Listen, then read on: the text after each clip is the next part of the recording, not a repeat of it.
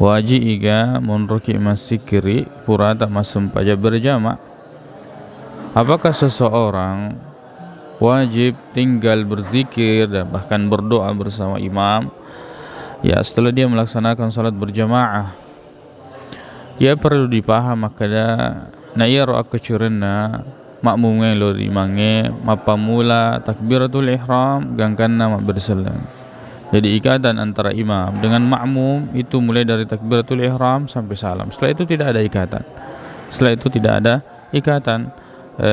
Apabila dia setelah salam memiliki hajat, maka dia boleh meninggalkan barisan shaf, kemudian pergi melaksanakan melaksanakan hajatnya. Dia bisa berzikir sambil berjalan, ya, dan perkara tersebut adalah perkara yang boleh. Perkara tersebut adalah perkara yang boleh.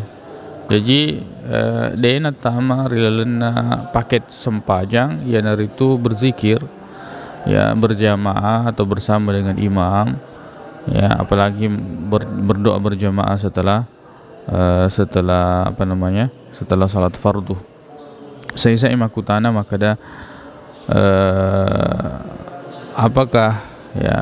apakah itu dibolehkan? Boleh ya, nasaba tidak ada ikatan antara imam dengan makmum narekopurani maberseleng imange ya, narekopurani maberseleng imange.